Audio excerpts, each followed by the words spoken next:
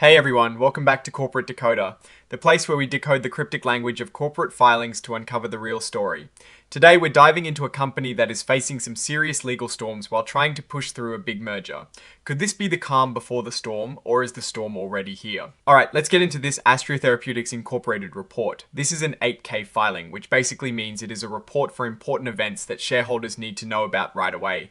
And boy, is there a lot going on. So the main story here is about a proposed merger. Astria Therapeutics, or Astria, is looking to be acquired by BioCryst Pharmaceuticals. They signed a deal back in October, and it involves BioCryst's subsidiary merging with Astria, making Astria a wholly owned part of BioCryst. But here is where things get dicey. Just as they were getting ready to send out the official proxy statement to Astria shareholders, who happens to be voting on this merger, two lawsuits popped up.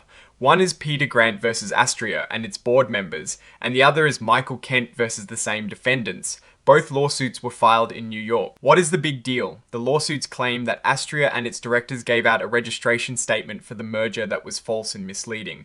Basically, they're saying the company lied or hid important information.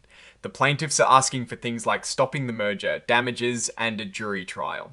Now, Astria is saying these claims are groundless. They believe the alleged misrepresentations are not that important, and they plan to fight these lawsuits hard. They also mentioned that if more similar lawsuits come up, they probably won't update this report again. It is important to remember that with any merger, especially one involving public companies, there is often a period where legal challenges can arise. This is especially true if shareholders feel they are not getting a fair deal, or if they believe key information was withheld. Astria's stock, which is traded on the Nasdaq Stock Market LLC under the ticker symbol ATXS, is of course directly affected by all this. Let's talk about the financial side of things, although this filing is more about the legal developments. Since this is an 8K filed as an update to a merger process, it doesn't contain detailed financial tables like a 10Q or 10K would. The focus here is the legal action impacting the merger. The broader context of any company undergoing a merger is their financial health and the perceived value of their stock. Typically during a merger, the acquiring company's stock might see fluctuations as the market assesses the deal's value and integration risks. Similarly, the target company's stock will often trade at a price close to the deal price, with a small discount to account for the possibility of the deal falling through. Now, like most corporate filings, this report includes a cautionary statement about forward-looking statements. This is a standard legal disclaimer, basically saying that any statements about the future that aren't historical facts are just management's best guess.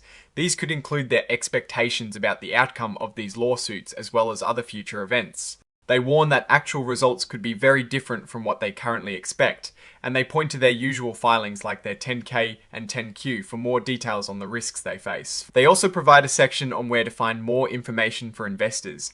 This includes details on how to get copies of their registration statement and proxy statement, which contain crucial information about the merger itself. They highlight that these documents filed with the SEC are important for investors and security holders to read carefully. And for those of you interested in the intricacies of shareholder votes, they mention who might be considered participants in soliciting proxies for the merger vote.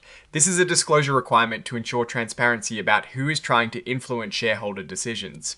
Information about directors and executive officers from both BioCryst and Astria is referenced in their respective proxy statements for their annual meetings, with more details about their interest in the merger found in the main proxy statement. And finally, the report is signed off by Ben Harshbarger, the Chief Legal Officer for Astria Therapeutics Incorporated, dated the 23rd of December 2025. Looking at this filing, the main story is the legal challenges surrounding the planned merger. Astria is in a bind. On one hand, they have a merger agreement that seems to be moving forward with the proxy statement being filed. On the other hand, they are facing lawsuits alleging misrepresentation in the merger documents.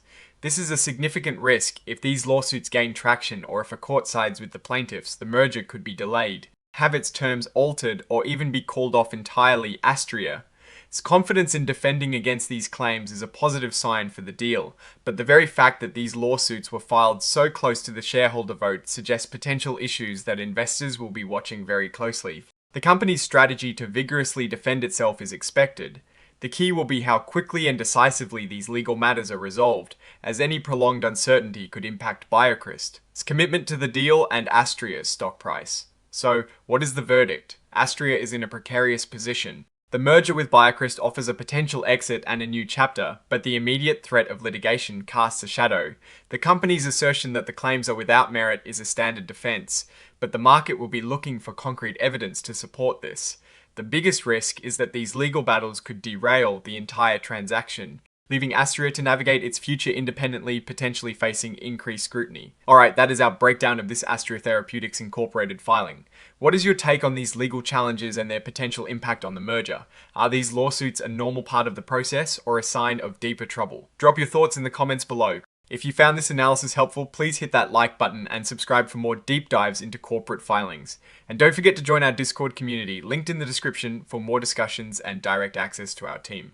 Thanks for watching. See you next time.